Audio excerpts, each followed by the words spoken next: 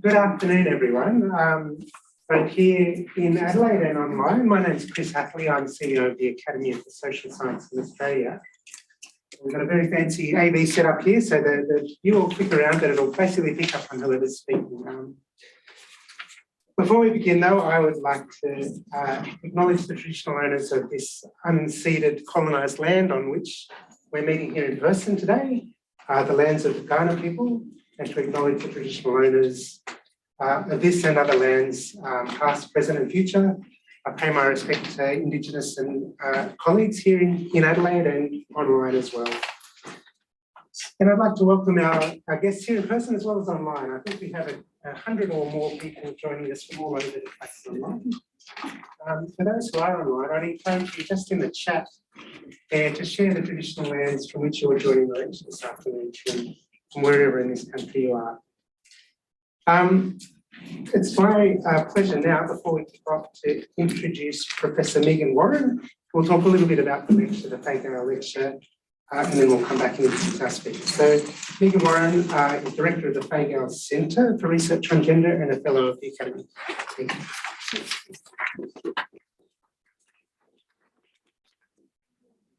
Thank you. Thank you. So as a Fellow of the Academy and Director of the Fay Gale Centre for Research on Gender at the University of Adelaide, I'm absolutely honoured, along with Chris, to be welcoming you to this lecture today.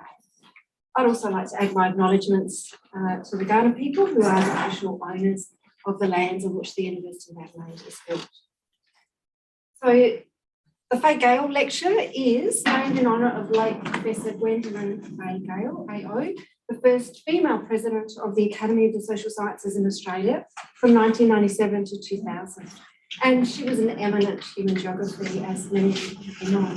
And well known for her contributions to academia, the advancement of women within academia, Indigenous studies, and juvenile injustice, I like to say. Fay Gale was the first honours graduate in geography at the University of Adelaide. She was the first female professor and went on to become Pro-Vice-Chancellor, the first woman in senior management at this university. She was Vice-Chancellor of the University of Western Australia from 1990 to 1997, and when she was there, she initiated a raft of programs to eliminate discrimination against women and was a pioneer in developing programs for equal opportunity and equity in the university sector. She maintained very strong links with Indigenous communities throughout her personal and working life. And in 1989, she received an Order of Australia for her outstanding contributions to the social sciences. The Fay Gale Centre for Research on Gender, which is named in honour of Fay and is co-hosting today's lecture with the Academy, was launched in 2009. The centre aims to enhance the quality and impact of interdisciplinary research on gender issues in both national and transnational contexts. Research themes, I mean, this is not inclusive, include social justice, belonging, health equity and care, all intersecting themes that are highly relevant to Fay Gale's advocacy and legacy, and of course to our speaker today. This lecture, inaugurated in 2010, is presented each year by a distinguished female social scientist and is open to the public. And I'll now hand you back to Chris, who's going to introduce Professor Watego. Thank you.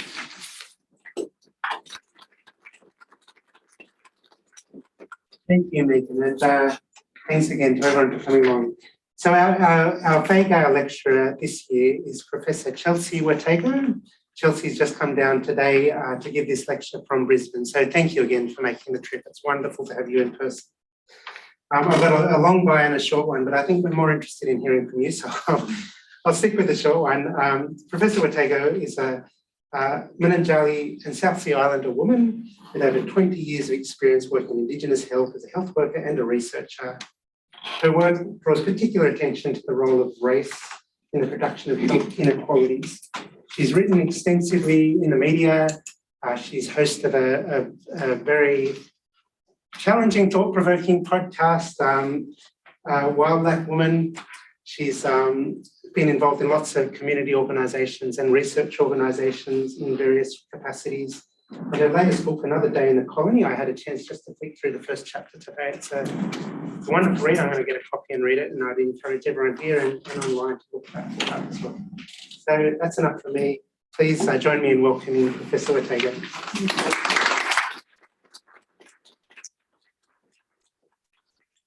Thank you so much. I think we have a slide. Sorry, Do I have to press something? I'll get that back up.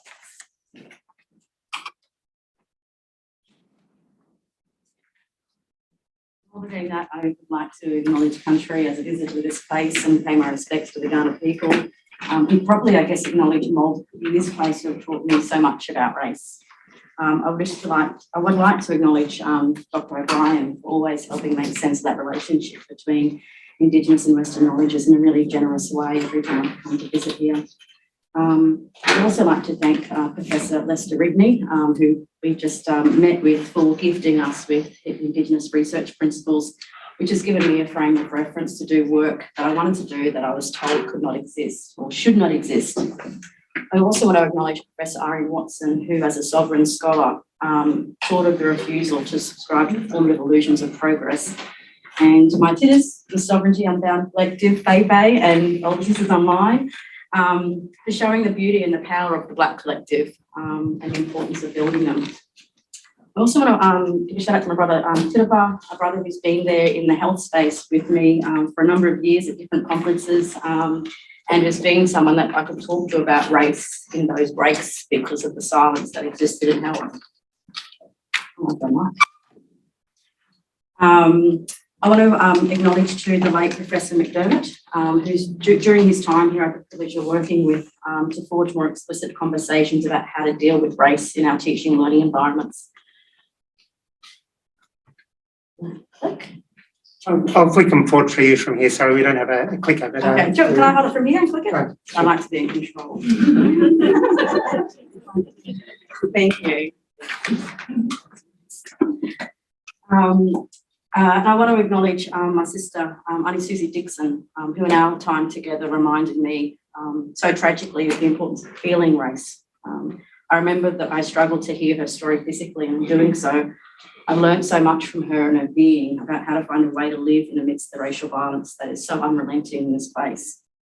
And yet in her pain has so much love for our people. It is a privilege to come to this place here in Ghana land to reflect on race, given the work that's been forged here by so many more. I come not as a knower, but someone who's interested in continuing a tradition of sharing and learning from each other. You want to project some more?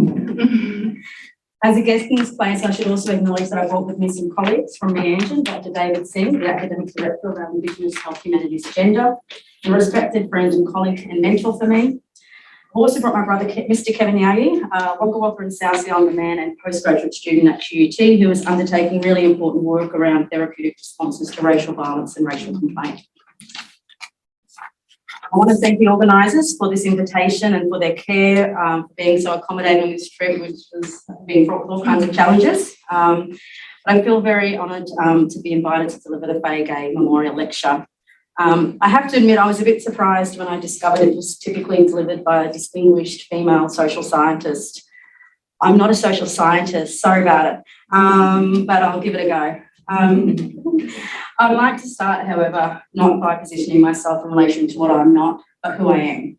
I'm a Munanjahli and South Sea Island woman through the Williams and Watego families and was born and raised on Wangarra country. Belonged to the Yugambeh language group from my grandmother's and grandfather's mothers that stretch across the southeast corner of what the colonisers call Queensland and northeast corner of New South Wales. My immediate family is situated between Tweed Heads to the north of the state around Bowen and Townsville, and of course many locations in between. Home for me and my family lies in the outer southwest suburb of Brisbane called Inala, a community known for its material deprivation of public housing and all of the associated imagery that such places allegedly arouse. Yet I know it to be a proud, close-knit community, rich, so rich that it was the place in which we chose to raise our 5 children, knowing that despite the limited course offerings at the local school, the employment opportunities at the local shops that house a range of social services instead of actual shops, and limited recreational activities, it offered our children a place that was safe socially and culturally, physically and psychologically. I'm a health researcher, not so much a social scientist, having first trained as an Aboriginal health worker in a 3-year bachelor degree program at the University of Queensland School of Population Health in 1998 at the age of 19. It would take over 2 decades working in Indigenous health that I would be appointed within the discipline that I was trained in, which was Professor of Indigenous Health with the QUT School of Public Health and Social Work just last year. Part of this journey I want to speak to today in my call to rethink the role of race and its place in the Australian Academy, which I, of course, covered in parts elsewhere, and I don't want to rehash all of those stories. Instead, I want to reflect more broadly on the learnings from this journey in thinking about race in the Academy, both in terms of its absence and its presence, and the implications for those of us who choose to think about it, who choose to speak of it and write about it, particularly for a purpose that extends beyond that of intellectual curiosity. Basically, this is kind of my musings on race in this place at this point in time, and some reflections that I haven't really been able to share because of my self-imposed social media ban, and I'll kind of speak about that.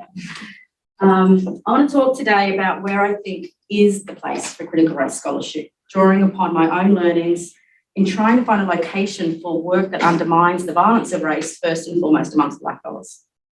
A place that's not dependent upon the validation of those who benefit most from said violence. Because I've come to see it as the kind of beating our heads against the wall of working for someone else that James Brown sings of. I reflect today as someone who has been denied a room at the inn, whether that inn was the Academy, disciplines of health or social sciences, the Coroner's Court, various commission reports by the state, the Australian Feminist Law Journal, or those other decision-making spaces where others have insisted I be denied a seat at the table. And I'm not going to, again, go through the details of them, but reflect on what I learned across those experiences. And I want to I guess, think about what we do with the reality of there being no room for those who refuse to believe the liberal illusion of improvement. We choose instead to tell the truth of material and discursive racial violence. And I'm hoping that today is not like a misery memoir of hopelessness, but instead a call to rethink the importance of place. It's the manger, the place at the margins, which in my mind is not a home for the marginalised. Indeed, it is a place that is hard to occupy, but only because it's a place where we find ourselves charged with the task of theorising the violence that's been wrought upon our minds, souls and bodies. A place in which our blackness is marked by death, dying, despair, depression and desperation. And it's in those dark times, precisely in that place, where radical and revolutionary scholarship erupts in response to sheer pressure, to be of service to those always deemed undeserving. And it's too at the margins for those who've come to see it as a place where we choose to reside with pride, not just a temporary home having realised a particular racist moment or encounter. That's in fact a place of freedom, in that we are not preoccupied with the task of appealing to an imaginary moral centre held together through a denial of our humanity. We are not left grappling with hope or hopelessness, or grappling each night with the various concessions we had to make that day to get in the door. Because the reality is what so many deem as an inferior location, the margins, is a place in which entry is dependent upon an unwavering insistence on Black humanity. And it's only in such a place that we can truly sing, "I'm Black and I'm proud." And I too would rather die on my feet than keep living on my knees, like James Brown sung. Now, some may say I came to race intellectually late in my career. And on the one hand, I guess you could say that's true. My undergraduate training of 3 years of 5 days a week didn't teach us about it. But in a small class from about 15 students, most of which were mob and many mature age, we did think about race. It was just a knowing that we would never be assessed against in the classroom.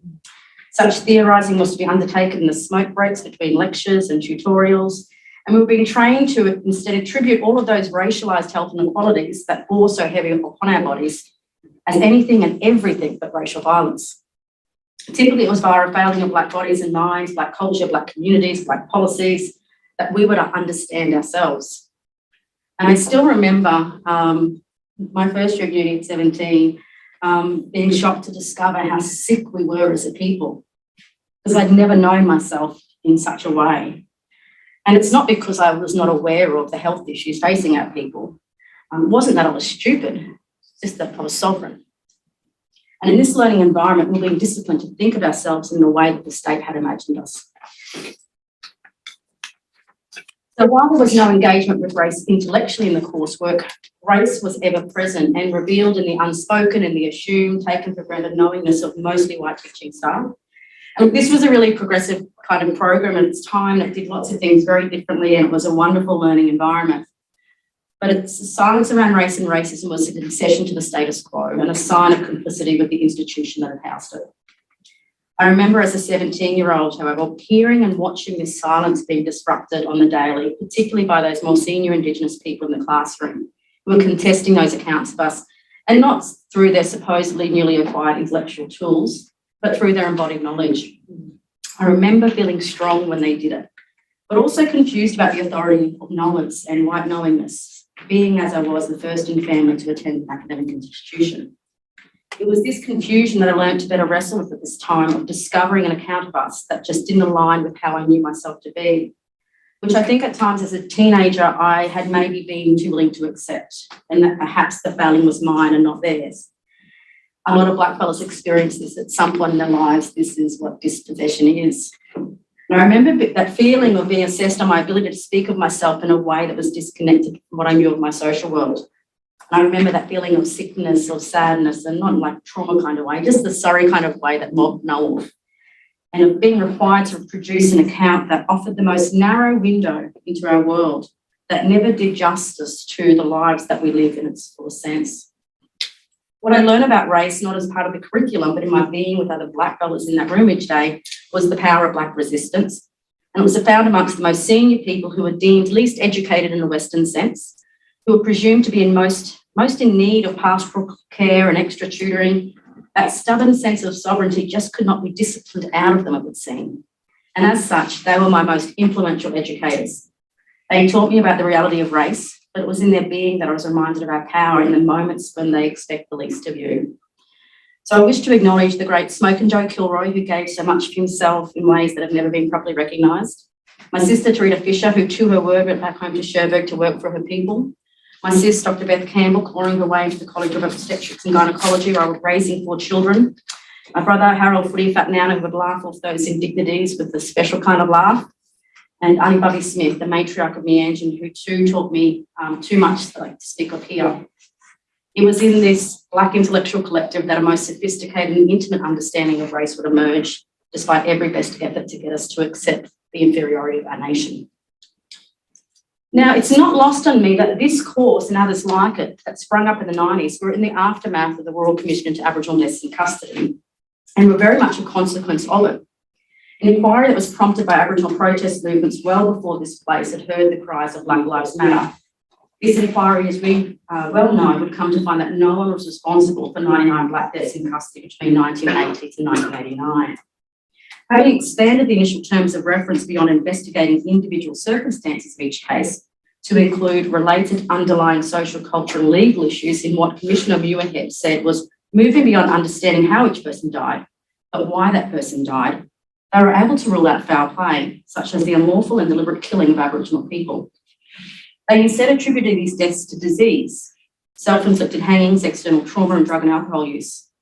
It was not the state, despite its supposed duty of care. It was Black disadvantage by overrepresentation in custody and ill health that was now the cause. Those working Indigenous health today would do well to remember that it was via Black resistance that this investment arrived, not Black compliance. The aftermath of this inquiry would see the state respond not in addressing the violence perpetrated at their own hands, but instead on remedying the Black body in all of its lack, its trauma and disadvantage. And despite the observed failure to implement so many of those recommendations, we did see at this time the emergence of a range of Indigenous-specific investments in health and education specifically, ultimately to get more Black people working for the state in roles that had traditionally brutalised us. Yet in this small program that sought to remedy the ailing Black body, I saw the everyday refusal that Mohawk scholar Audra Simpson speaks of, a refusal to have our knowing disciplined out of us. I guess the lesson here is in how the state so swiftly and efficiently domesticates Black resistance and activism while performing settler benevolence and innocence, which is most likely to be replicated in our appeals for critical race scholarship to be given a home in the academy. Not that they could ever be trusted with it anyway. Last year, as we marked the 30th anniversary of the handing down of the report, there was little fanfare, just a story of failed implementation from predominantly Black news media and another report of recommendations from the New South Wales State Government. Now, this report of recommendations they offered on the anniversary of the handing down of the Royal Commission's Aboriginal Deaths in Custody report was what they said was their response to the global Black Lives Matter movement. Yet it made no recommendations in relation to race, racism or racial violence. And despite the numerous submissions that spoke explicitly about the role of racism in the unacceptably high rates of deaths in custody since the inquiry, the government's response to the report also made no reference whatsoever to race or racism. Not so quiet were mob on the streets, on the steps of coroners' courts, while others fronted up to the United Nations and spoke so clearly about the role of racism in the preventable deaths of blackfellas in custody. And indeed, laws were changed as a result, from the banning of spitfoods here in South Australia to the work led by Latoya Rule in response to the death of her brother Wayne Fella Morrison, and decriminalisation of public drunkenness in the state of Victoria led by the children of Aunty Kenya Day, who too died in custody. It is in their being that grieving Black families reject the discourse of dysfunction that Ricky Dick attached to us and led far more revolutionary work on undermining racial violence than any book or peer-reviewed journal article I've read. Now, this work is typically framed as activism fueled by anger and grief, but this kind of work is the most critical intellectual labour, demanding a theorising, strategising and organising that I presumed was supposed to be at the heart of critical race scholarship. It is a labour that never offers these families justice or peace, but models a generosity to the generations that are to follow.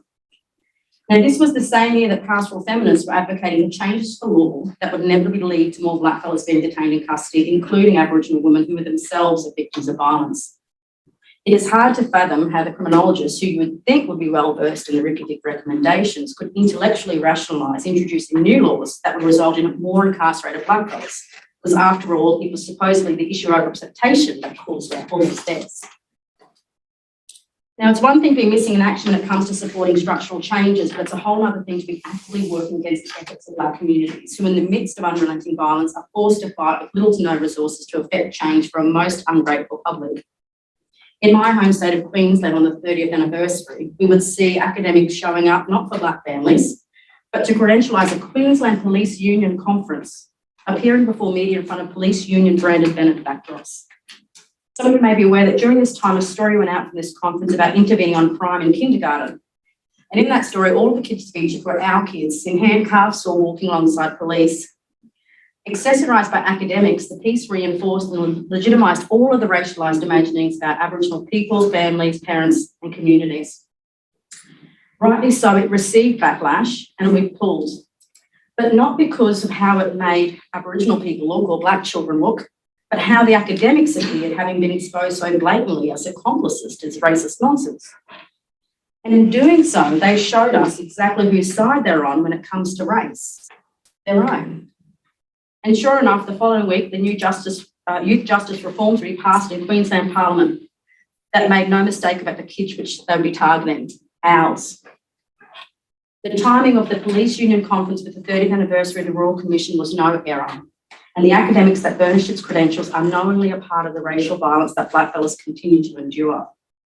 I still recall on the day of the anniversary outside New South Wales Parliament, the family of Tane Chatfield asking why Hanging Points at Timberwood Correctional Centre remained. The reason it would seem is the centre is a heritage listed building, apparently making it too difficult or too expensive to remove.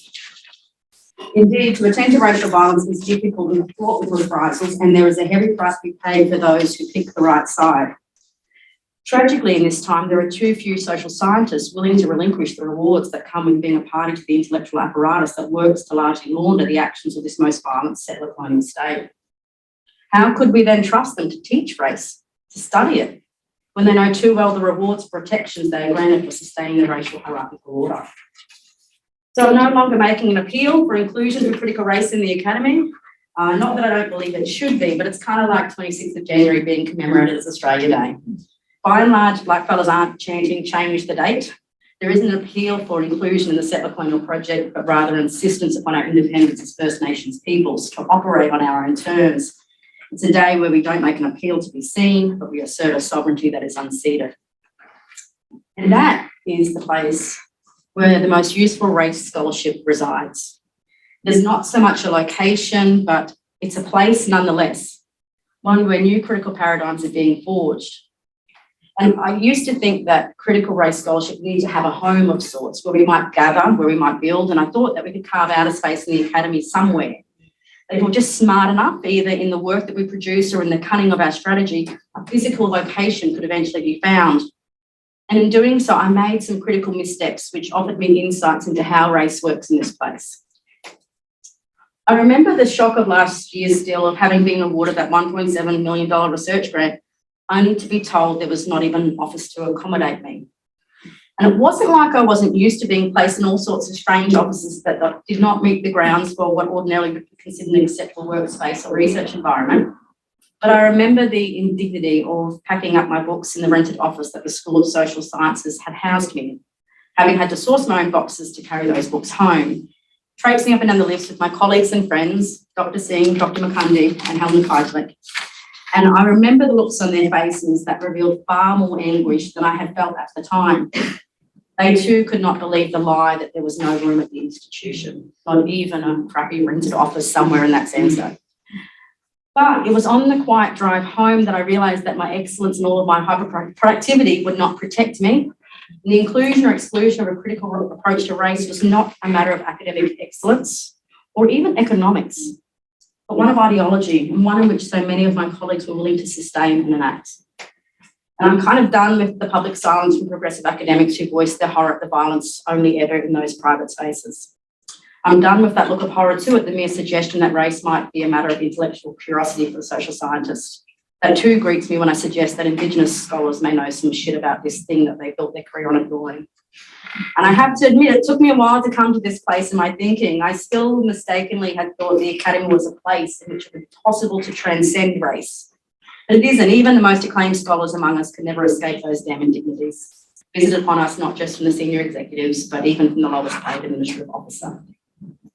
I too mistakenly had thought that in mastering a knowing of it, I could somehow master the harm that would follow. More recently, I found myself in work that has immersed me in death, as though my understanding of and articulation of race might do something to affect change, even if it's a change that has arrived too late.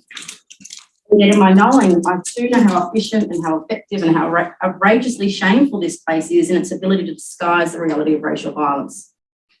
And look, I know in my bidding, I'm just taking my turn that those before me have done for me to speak truth regardless of cost. But I'm still left wondering at times, what is the point of this intellectual labour? Critical race scholarship should have offered a place in which I need not question my sanity, but it did not save me from stormy emotion. Sometimes it made me more wild, making more visible what it is that I felt but didn't have the words to express. But what does our knowing of it do better to better our conditions? Is it just another way in which we might be tormented by the reality of this place? Ignorance is bliss, to the same. The more we know, the more we must strategise the way in which we carry that burden of knowing while simultaneously trying to fight it. Morrison was right when she said racism a distraction. I think it's more than that. A kind of distraction that my colleagues will never actually know despite their teaching loads and the usual school politics and our family situations. But then we must turn up to work and smile at work as though the work we do is just work and that professional advance and new knowledge are our sole motives. Not knowing that we carry an accountability to our people, including those we return home to at night, including the generations that will follow, that will speak of this ancestor or that, when it was our time to hold the front line. I don't know in this moment whether this is the best use of my labour, and I'll be honest about that. I'm not sure.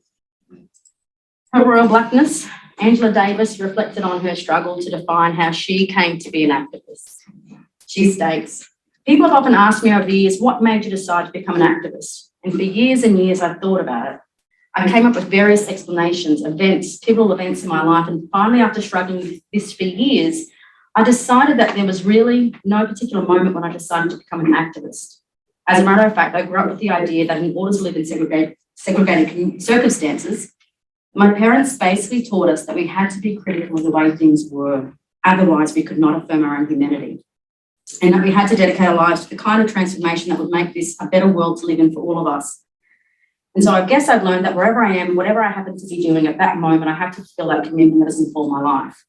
So I want to begin by suggesting that whoever you are, wherever you are, whether you're a student, an academic, a worker, whether you're a person involved in your church, whether you're an artist, there are always ways to gear your work to progressive radical transformation.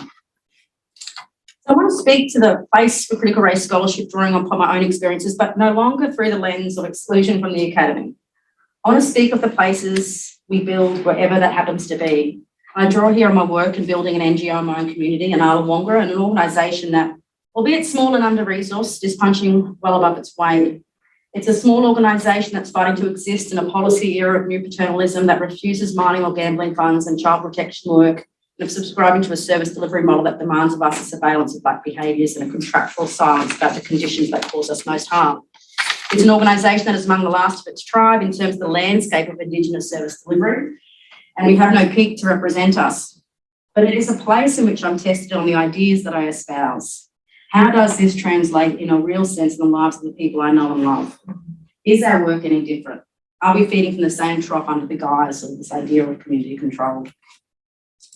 The other place is the Institute for Collaborative Race Research. My colleagues are here with me as well, co-directors. It's a private research institute, which is more of a community than a business because race scholars don't make for the best capitalists, as it turns out. But it is a place to think about race among those who are still not stuck on contesting its realness, all the while remaining silent about how they benefit from it. It's a place too that's founded in shared values, values that don't pay the light bill, which is made even more problematic given the work is done after hours, on weekends and very late into the night. But it is work that reminds me not who I am, but instead why I'm here. It engages in work that I can't speak to fully for legal reasons, but I'll speak about in more general terms. Neither of these accrue any personal financial benefit, but I really feel all the more richer for it. And it's why last year I publicly called out that article from those sociologists who in their newly published books felt authorised to lecture us about, and I quote, doing the work when it comes to race, indigeneity and sovereignty. I won't reference the article or the authors as I don't want yet another complaint to my institution for being an academic, but I've used it as INSO, if you will, as a launch pad for outlining what I've come to understand thus far about the most useful place for critical race scholarship in this particular moment. And it's not social sciences, sorry. I want to draw on Walter Rodney's chapter, The Groundings with My Brothers, in which he reflects upon the decision by the Jamaican government to ban him. He was a professor from re-entering the country, having attended the 1968 Black Writers' Conference in Montreal. I want to speak of this place for critical race scholarship not as a location of this discipline over that, but a place of being, wherever you happen to be in whatever particular moment. Here goes. Critical race work is not a place for academic career advancement, but one of cause. And look, as I say, I'm conscious that I stand here as having a professorial appointment in this moment. And so clearly I've carved out a career, but I think it's come because of the commitment to the cause and not at the expense of it. It has not been a smooth road, as some of you may have read about, but the scholarship I feel is all the more better for it, better for those bumps that came along the way. Those that seek that smooth ride, that nice house, front lawn, car and reasonable bank balance will find that they have traded far more than the sum total of all those supposed nice things. It is in the commitment to the cause that we end up making decisions that are far more benefit to more of us than the few of us. And you'll find that there are people who will come to race having been forced to grapple with their own personal racial encounter. Some may stay the course, whilst others move on up and when that moment has passed for them, or when they can pass for them, as one of the palatable and moderate blacks who are no longer seen as a threat to the institution or the white people in the tea room or the boardroom. And these people will be rewarded with a lucrative posting and their success will be articulated by membership to places we've long been denied as the first and often only. But at what cost to the rest? It is a place that exists not just in the discipline you were trained to believe to know what's best, but a place in which blackfellas reside. And as much as some might complain about the absence of critical race in the social sciences, it doesn't own race, and its location within it should not be the sole parameters from which we understand the vital race work that is happening here. The thing is, it's actually the health sciences, ironically, that are leading the way, not because we're given the tools to understand it, but because there's this critical black mass of radical thinking emerging that provides the space in which people draw courage to speak of it. So it's kind of laughable that sociologists would frame this work as not equating to scholarship writ large, when it has been the experiences of the black health professional that they've harnessed to emboss their scholarly credentials. Less. It's in our lack of disciplinary knowing that enables our refusal to adhere to the rules they've set for us that makes the work all the more useful. because we found a place to speak more freely, to think of things we were not permitted to write about. It's precisely our disciplinary deviance and deficiency that sovereign black thinkers make the best teachers. You look, if you're a settler scholar, in critical race or otherwise, don't for a second think you have something to teach us about sovereignty. Not in this place. I no longer subscribe to the story that I came to race late intellectually. From an early age, growing up in a black home and being raised intellectually among a cohort of black students, we knew of black power, not by the text that we read, but in our being. And through this, I've come to know that the best race theorists aren't found in the academy. The best race theorists sit in our homes, at our kitchen tables, in our communities, on the sidelines of football fields, on the walls of art galleries, on stairs of coroners' courts, on top of police cars, all kinds of stages. These are the same sorts of people that the academy has fought so desperately to discipline us to think differently and disparagingly about. It's not a place for egos, but it's most certainly a place for mistakes we made so long as you're prepared to own them. Critical race scholarship is a place that demands a certain humility, and that comes more easily to those connected to our own communities because we have no choice but to be humble. Mob will make sure you are, as a gift of love and not the lateral violence kind claimed by those who remain committed to demonising blackfellas. And look, I have plenty of black people that hate me, don't get me wrong, but what they do for me every day is to think deeply about the place from which I come to this work. Even the most violent attacks have been a gift. You see, to receive black critique or attacks as a gift demands a relinquishment of that racist belief that black people are inferior and undeserving of better or not deserving of asking for more. It means relinquishing the idea that black people are incapable of knowing because they haven't read as closely as you the text you've decided that are worthy of being read. Now, I decided to take time off social media earlier this year, not as a retreat from the fight, but a kind of regrounding in the way described by Rodney in Grounding with My Brothers. With black consciousness, black power, the role of accountability, intellectual work, colonialism and liberation coalesce as a radical methodology. Throughout, the work didn't stop and there's been no retreat to self-care or bubble baths and face masks, but rather a retreat to a training ground and one that has required me to attend less to likes and follows for populist commentaries and quips about race, to reckon with some work that's been shockingly violent. And in that violence, I found renewed purpose and courage, new tools and techniques and a new way to do this work and to think more deeply about our responsibilities away from that noise. It's also why my brothers are here with me today. In checking ourselves and our ego, we are giving ourselves permission to be human, to be flawed and to make mistakes. This work is hard and our knowingness doesn't protect us against it in as much as it doesn't make us better than other black people.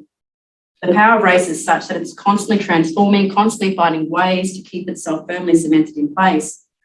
Logic, reason, and evidence-based, those things that we were trained to believe in don't work in this work. So we are bound not to get it right and not to get the wins, even when we get it right intellectually. To never make mistakes is to never learn, and to never share them is to never teach. And the academy as a place has too much room for ego and not enough room for humility, despite its claims as being a place of teaching and learning. Critical race scholarship is also a place of depth, and it's a place of love and a place of life. To work on race is to be in a place where depth features daily. It means grappling always with the knowledge that we've arrived too late to do that work. But talk to any black fellow who speaks an unjust loss through racial violence. They rarely are seeking recrimination, but a more just place for those mob who follow. It is in this place of all places that we witness an Indigenous humanity that the Academy has stubbornly refused to know, whatever discipline we're in. This work wounds in as much as it inspires. And look, it should hurt. It must tire the body and mind. To not feel it is to have relinquished one's own sense of humanity. And how can we speak of the humanity of others if we've lost our own in the process? But it's through the intellectual work of critical race scholar Amy Maguire, who some of you know as an award-winning black journalist, that I've been able to better grapple with this tension. Amy, for her PhD research, which she gets insights into via her Substack account on President, which is part of her approach in her thesis, has been thinking through in real time the violence of media representations of Aboriginal women who experience violence. Specifically, she's been examining the stories told about murdered and missing Aboriginal women, and in these accounts, she has shown the unrelenting violence they've been subject to, even in death. But what she offers is not simply an analysis of death and violence. It's from that place of criticality that Davis speaks of, that she insists on restoring of their humanity. She refuses to speak of details of body parts brutalised. She instead speaks of their lives in their fullness, even in death. Her scholarly work around presencing is one example of the radical race scholarship taking place in real time. It's in this work that Amy has been met with all sorts of what once would have been described as strange coincidences, but she has found a place to speak instead of spirit. And it's not my right to speak of that in detail here today. But it reveals an Indigenous sovereignty and Indigenous humanity that is always here, never lost or past, and one that refuses the separating out of this world from another. Critical race scholarship is a place of accountability. It's a place where we hold to account while also being accountable. It demands a relationality that includes both respectful and antagonistic relationships. Critical race scholarship must be a resource to the legal and political work that holds the state accountable for its violence. What is the point of your theory if it's never put to work for such purposes? And of course, it's not without consequence. It might mean a ministerial briefings discrediting you and your little NGO after a 5-minute radio interview. It means always being in an antagonistic relationship with those who you know have the power to visit all kinds of repercussions on you. Yet at the same time, we must think deeply about a different kind of relationship to those who we have service to. Critical race scholarship must be a place that first and foremost is of service to the struggle of Black people, and as such cannot be divorced from the struggle. So we must be in a different kind of relationship, shifting between these stances of fighting and embracing and caring in any given moment, the transitions of which are only made possible when we remember whose side we are on, remembering that our job is a matter of wresting power away from those who visited upon us so violently and not seeking proximity to it. Rodney reminds us of the chant of Jamaican patriot Paul Bogle, remember your colour and cleave to the Black. The race scholar has no special right to extract Black stories, whether in order to perform theoretical prowess or their human rights credentials, whether we're Blackfellas or not. Black people everywhere and anywhere must deal with the violence of exploitation, and it's a risk that is no smaller in the space of critical race work. Again, Rodney declares, we are all enemies of the people until proven otherwise. We too frequently hear the practice of extracting and claiming Black testimonies alongside an erasure of Black theorising, and this itself is a form of violence. The critical race scholar has to be as much, if not more, in an antagonistic relationship with their own practice as they are with the state, while always being in close relation to the mob. And we see that so powerfully in Amy's work. In this process, she has modelled what it is to be in relationship in a different way with the people from whose tragedy you've come to think, speak, or write about. In working through this notion of presencing, Amy has had to be in a meaningful relationship with mob. And here, Black people are not cases or numbers, and their names, images, and wounds aren't seen as free for the taking. And you really feel it in her work, in her writing. The strength of her work, intellectually, politically, and personally, is a reflection of the strength of her relationships, simultaneously intimate, antagonistic, and accountable. Critical race scholarship is a place of war. Make no mistake, this is a war. And those who forget that simple fact are those who know nothing of it when the day is discussed at their kitchen table. If race is principally an intellectual endeavour for which you are bent on providing the most sophisticated articulation, then you'll find that those holding the line against racial violence will have no need for you. The complicity, the solidarity of white supremacy is strong here, but no stronger than the unceded sovereignty of Blackfellas in this place. And when I say unceded sovereignty, I don't mean every Blackfella in this place. I speak specifically to those whose sense of worth, either as a Blackfella or as a scholar, is not bound up in inclusion in their places. The refusal or rejection of these locations is not anti-intellectual, it's just pro-Black, pro-Indigenous. And the fact that entry into the academy typically demands a rejection of that stance speaks to its unwavering commitment to sustaining racial order. It is what has led me to invest my intellectual labour in pursuits that sit outside of my day job, that occupy a small footnote in my PPR under service, but in which the work I feel has been of most use, where the war is being waged by those far more courageously than some of my colleagues up the corridor, whatever faculty or institution I've sat at any given time.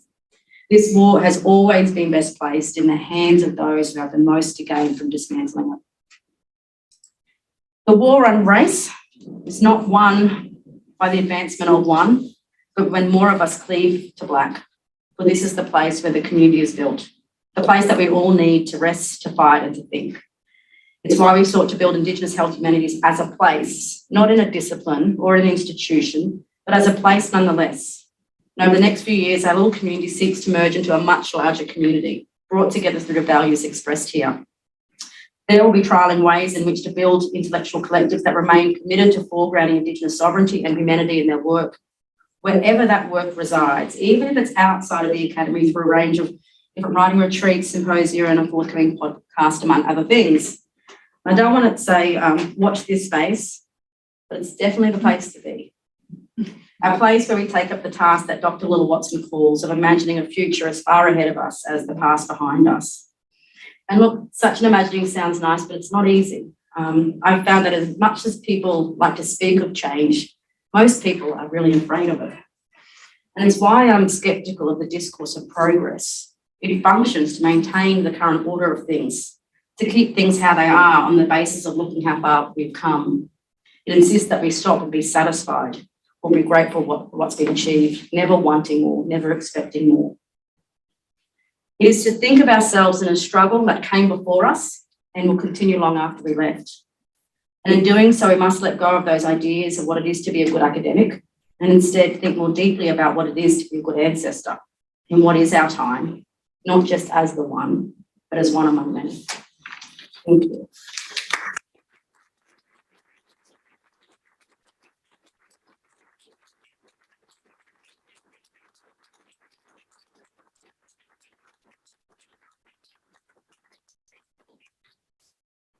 That does bring our lecture to a close, but we probably do have about 5 minutes for questions. Is that okay, Chris? Yeah. So if we have a burning question, just raise your hand and let's hear it. There's someone on the screen by the looks of it. No. We'll take it from here. We've just got some applause on the screen. That's Hi, have you engaged much with the work of Dr. Yabablay and Dr. Coco Zadi Selesi, because they talk about the removal of themselves from the academia a lot? So yeah, I just wondered if you'd come across any of their work. Yeah. Oh, sorry. Oh, yeah. What is their final question? Hey. Yes. Yeah. Hi, that was great. Thank you. I was wondering if you could talk more about Indigenous as a term. Yeah, so it's taken from Professor Lester Rigney's Indigenous research principles. And so he talks about the importance of the three core principles of promoting Indigenous voice, resistance as the emancipatory imperative, and political integrity. And it was through engaging with his writing on Indigenous research principles that really kind of it gave a framework to know that there was a place for the work that we knew we had to do as blackfellows intellectually. And so what we did is our collective that had formed is we had engaged with that and then thought about where we'd take this in terms of the work that we've been doing together, because a lot of us involved in this team have been sort of had found ourselves working together in different ways, and that there were these values that we're operating on that we hadn't articulated, but we just knew. And so we decided to give voice to them through starting with those Indigenous research principles. And Professor Ruby's been very generous in supporting us to further develop those and walk with us on that journey some more around what Indigenous Health Humanities looks like going forward. Any other burning questions from the floor? Not really a question. Thank you for your talk. It's very powerful. I think I'm looking at it from a settler colonial white perspective, and I've given up on the university as an academic. I think especially at this time, whatever the rights and wrongs of the social sciences and humanities, I absolutely agree. They're in danger. And I think a lot of academics, or at least some academics, especially those who've been engaged in some way in critical race theory, feel deeply challenged and that they're increasingly voiceless, even in their teaching, and that academic space is not going to work. And I think in some ways so I guess what I'm wondering is how it seems from health, or your particular, how you think a critical voice can survive in the institution you're doing. And I take your point that you need to move out. And I think non-Indigenous critical race scholars need to think about that, need to think how, should their progressiveness, if you all know that's a horrible word, should their attempts to deal with the colony be taken out. And look, I'm conscious of my own. I'm conscious of the contradiction as I say it. Yeah. I'm working as an academic, and the privilege of having a good few years run of having a research fellowship where I could just do my own work. It's such a privileged position. I guess I'm not saying that we can't do intellectual work in the academy. I just I sometimes look at academic institutions as the place where I go to work, but the work actually is not validated by that place. The importance of that work, the measure of success, its usefulness is not measured by the institution that employs me when I go to work. I kind of see it as a boundary, and I might practice some tools and techniques, but the work that actually is most rewarding, fulfilling, and most useful. It may sit still in the institution, it just will never be recognised properly by it. And, I laugh at the different offices I've been situated in over the years, and those of us know that this kind of work, the institution locates you where to let you know where they think you belong, even regardless of how much money you bring them. And so it's, I guess it's speaking to those that you can have a career in this space, and it means constantly. But there are those that still have their sense of validation bound up to the institution. And it's letting go of that. You can still have a career and not have your whole sense of work as a scholar bound up to what the institution that currently employs you thinks of you. And as Black Belts, we just had to do it. Like I've had to have, senior scholars on 2 days a week on RA wages, all these kind of crazy scenarios. Just to get the work done by whatever means necessary. And so it's that hard road actually has made us stronger and better. It shouldn't have been that way. But there are those that went at the crossroads, take that easier path instead of staying the course and finding new ways to do the work wherever you can. And it's much like what Black Belts had to do in a settler-colonial state, find ways to live in a place that wants you dead. So that's why the Black scholar, sovereign Black scholar, has something to teach. About how to be in this place and in the academy, because we do that outside of the workplace every day.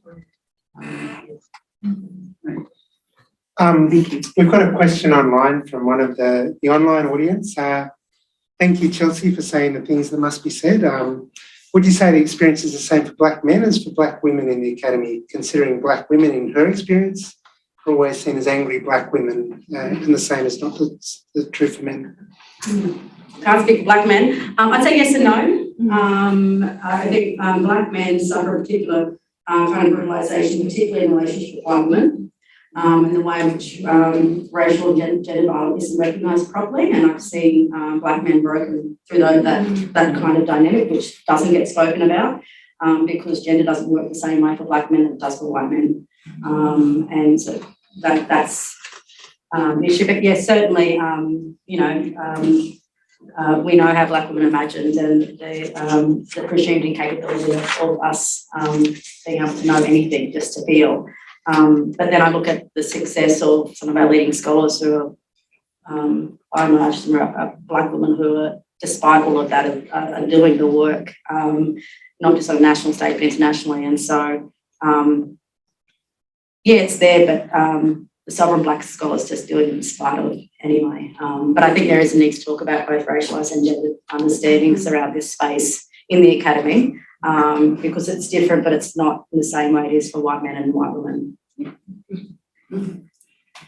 Thank you. Thank you so much. Thanks, Chelsea. But before you go, I would just like to thank you from all of us here. Thank you for coming. So lovely to have you here in person, but thank you for your critical intellectual labour. Thank you for your emotional labour, your embodied labour of your collective.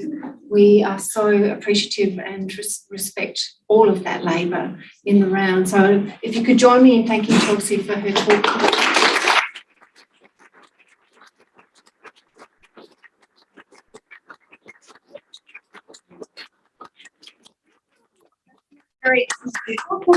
Thank you.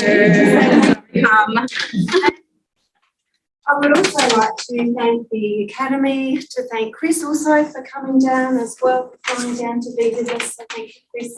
I'd also like to thank Chelsea's colleagues, David and Kevin, for coming down. And I would also like to thank people behind the scenes at the Academy, so Anna and other people I'm sure I've forgotten.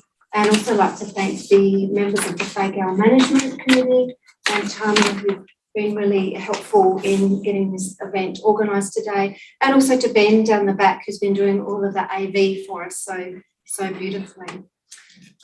So on that note, I'd like to invite all of you to join us for drinks in the foyer. I'm sure you have lots of things that you'd like to discuss, perhaps with Chelsea and perhaps amongst yourselves, but please do stay and mingle and enjoy a drink and enjoy the beautiful afternoon. So thank you very much for coming, and thank you also to our online people as well.